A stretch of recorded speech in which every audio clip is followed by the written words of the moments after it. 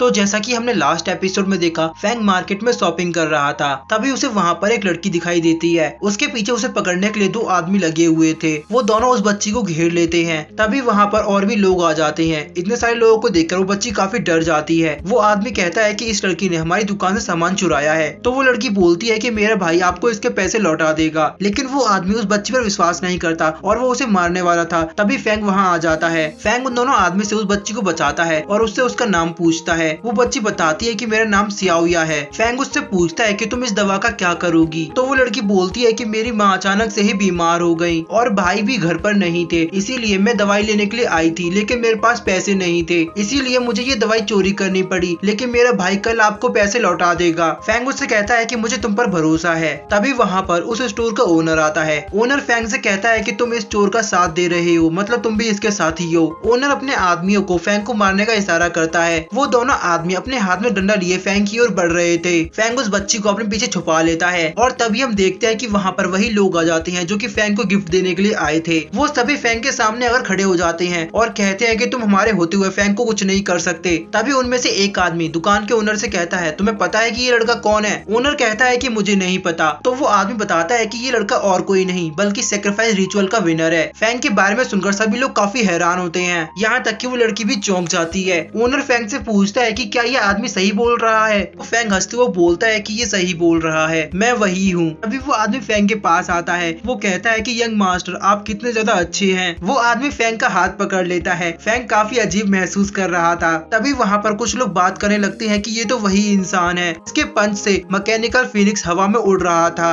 अब वहाँ सभी लोग फैंग की तारीफ करने लगते हैं। कुछ लोग उसकी पोयम तो कुछ लोग उसकी मार्शल आर्ट टेक्निक की तारीफ कर रहे थे। लड़की अभी फैंग से मिलने के लिए कूद कूद कर आ रही थी। फैंग अपने मन में सोचता है कि मैं तो बहुत बुरा फंसा, कुछ भी करके मुझे यहाँ से निकलना पड़ेगा। तभी वो ओनर फैंग से कहता है कि मुझे माफ कर दीजिए, मैंने आपको पहचान नहीं पाया। तभी वो आदमी जो कि फैंग को मारने वाला था, वो फैंग के कदमों में गिर जाता है और उससे माफी मांगता है। वो कहता है कि इस बच्ची ने हमारी दुकान से सामान चुराया है, अगर हमने ये मेडिसिन इससे वापस नहीं ली तो हमारे मालिक हमारे वेतन में से इसका हिसाब काटेंगे, कृपया हमारी मदद कीजिए और ये दवा हमें वापस लौटा दीजिए। तो फैंग उस ओनर को उस दवाई के पैसे देता है। फैंग उससे कहता है कि अगर ये पैसा काफी नहीं है तो मेरे साथ चलो, बिजनेस ऑफिस से मैं तुम्हें तुम्हारा सारा पैसा दे दूंगा। ओनर फैंग का शुक्रिया अदा करता है। तभी वो लड़की भी फैंग को थैंक यू बोलती है और कहती है कि आप बहुत ही अच्छे इंसान हैं। ओनर फैंग से कहता है कि आप हमारी शॉप पर चलिए, आप काफी थक गए होंगे, वहाँ चल के आराम कीजिएगा। तो वो आदमी उस ओनर के सामने आता है और कहता है कि तुम क्या बोल रहे हो, यंग मास्टर फैंग पहले मेरे साथ जाएंगे। तभी वहाँ पर और भी लोग आ जाते हैं। वो सभी बोलते हैं कि यंग मास्टर पहले हमारे साथ जाएंगे, पहले हमारे साथ जाएंगे। वहाँ पर काफी ज्यादा भीड़ लग जाती है और सभी फैंग को अपने साथ ले जाना चाहते थे। फैंग उन सभी लोगों से बहुत परेशान हो जाता है। फैंग उन सभी को डिस्ट्रैक्ट करने के लिए बोलता है कि एक मुर्गी आसमान में उड़ रही है। ये सुनकर सभी लोग आसमान की ओर देखने लगते हैं। तभी एक आदमी हंसते हुए बोलता है कि आखिर मुर्गी आसमान में कैसे उड़ सकती है। तभी उन सबका ध्यान फैंग पर जाता है जो कि वहाँ पर नहीं होता। वो सभी लोग वहाँ फैंग को ढूंढने लगते हैं। फैंग छुपकर उन सभी को देख रहा था। फैंग बोलता है कि मैं तो बाल बाल बचा। तभी वो बच्ची फैंग से कहती है कि आप तो बहुत ही फेमस इंसान हैं। बच्ची की बात सुनकर फैंग शर्माने लगता है। फैंग उस बच्ची से पूछता है कि क्या तुम्हें इस मेडिसिन के अलावा कुछ और चाहिए? बच्ची कहती है कि नहीं, मुझे और कुछ नहीं चाहिए। तभी हमारा व्यू शिफ्ट होता है और हम जिंग जियान को देखते हैं। जिंग जियान छुपकर फैंग को ही देख रहा था,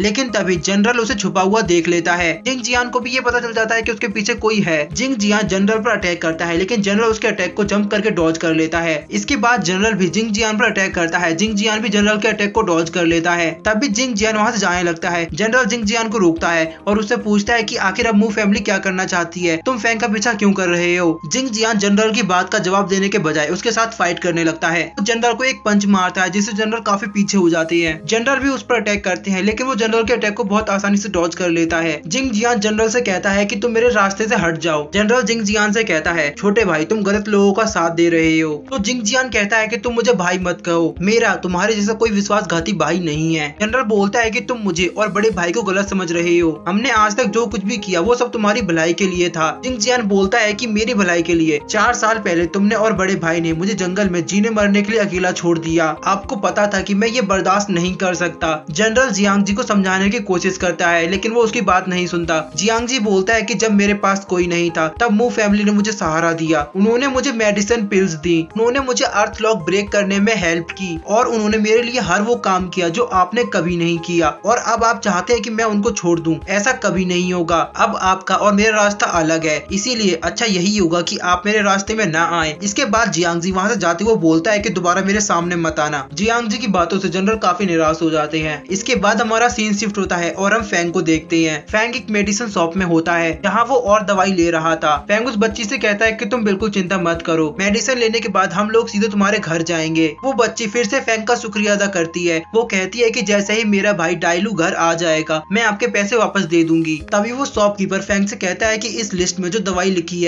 उसमें से एक दवाई हमारे पास नहीं है। फैंग उससे पूछता है कि हमें ये दवाई कहाँ मिलेगी। वो आदमी कहता है कि हमारा बिजनेस बहुत ही छोटा है, आप किसी और दुकान पर जाकर चेक कर सकते हैं। तो फैंग और भी कई दुकानों पर जाता है लेकिन कहीं पर भी उसको वो दवाई नहीं मिलती। तभी हम मिस जोई को देखते हैं। मिस जोई भी काफी टाइम से फैंग का पीछा करते हुए उसे देख रही थी। फैंग को किसी भी दुकान पर वो मेडिसिन नहीं मिली थी, इसीलिए फैंग काफी निराश हो गया था। फैंग उस बच्ची से कहता है कि लगता है आज किसी भी दुकान पर वो दवाई स्टॉक में नहीं है। फैंग उस बच्ची से माफी मांगता है तो वो बच्ची फैंग से कहती है कि कोई बात नहीं, आपने पहले ही मेरी बहुत मदद की है। फैंग सोचता है कि इस दुनिया में एक बार धोखा खाने के बाद मैं किसी पर विश्वास नहीं कर सकता, लेकिन मुझे इस बच्ची पर विश्वास करना होगा। फैंग उस बच्ची से कहता है कि चलो हम लोग तुम्हारे घर पर चलते हैं। फैंग उस बच्ची के साथ वहाँ से जाने लगता है। तभी मिस जोई उसके सामने आती है। मिस जोई फैंग से कहती है कि मैंने सुना है कि आपने रास्ते पर एक बच्ची की मदद की, इसके लिए आपकी काफी तारीफ करनी चाहिए। लेकिन फैंग उसकी कोई भी बात नहीं सुनता। फैंग उसे इग्नोर करके आगे निकल जाता है। फैंग उससे बोलता है कि क्या तुम ठीक हो, तुम आज इतनी अच्छी क्यों बन रही हो, मुझे तुम्हारी बातों में कोई इंटरेस्ट नहीं, वैसे भी मुझे अभी यहाँ से जाना है। जोई उससे बोलती है कि तुम जिस मेडिसिन की तलाश कर रहे हो मुझे पता है कि वो कहाँ है, वो मेडिसिन तुम्हें हाउलिंग वेयर हाउस में मिलेगी। फैंग उससे गुस्से में बोलता है कि तुम क्या करना चाहती हो। वो बोलती है कि मैं तो बस आपके साथ मेडिसिन शेयर करना चाहती हूँ, आप हमारे साथ चलिए, आपको फार्मेसी में जिसकी भी जरूरत होगी वो आपको मिल जाएगा। इससे आप इस बच्ची के परिवार वालों को भी बचा सकते हैं, मुझे पता है कि इसके फैमिली के लोग बीमार हैं। फैंग उस बच्ची के लिए मान जाता है। फैंग जोई से कहता है कि हम चलने के लिए तैयार हैं। इसके बाद जैसे ही वो लोग गाड़ी के अंदर जाते हैं तो वो देखते हैं कि अंदर बहुत सारी मेडिसिन रखी होती हैं। फैंग उस गाड़ी में बैठकर वेयर हाउस के लिए निकल जाता है। अभी वो बच्ची फैंग से कहती है क्या हमें सिस्टर को इसके लिए थैंक यू नहीं बोलना चाहिए था। फैंग उसकी बात का जवाब नहीं देता। फैंग खिड़की से जोई को देख रहा था। तभी हमारा सीन शिफ्ट होता है और हम चैंगसी को देखते हैं। चैंगसी के पास एक आदमी आता है जो उससे कहता है कि कल ही हमें एक क्रिस्टल ब्लेड मिला है जो मैं आपको देना चाहता हूँ। कुछ सालों पहले मेरे पिता की मृत्यु हो गई जिसमें मैंने आपको भी काफी परेशान किया, इसीलिए मैं आपसे माफी मांगना चाहता हूँ। वो आदमी कहता है कि मैंने सुना है हाल ही में हुए सेक्रीफाइस रिचुअल में योंग सिटी का एक आदमी विनर बना है। मैंने सुना है कि वो आदमी बिल्कुल जंगलियों की तरह दिखता है और वो बिल्कुल भी विनर बनने योग्य नहीं है। आप चाहें तो हम आपके लिए उसे रास्ते से हटा सकते हैं। चैंगसी उस आदमी से कहता है कि लगता है तुम्हारे पास दिल नहीं है। इसी के साथ हमारा आज का यह एपिसोड यहीं एंड हो जाता है।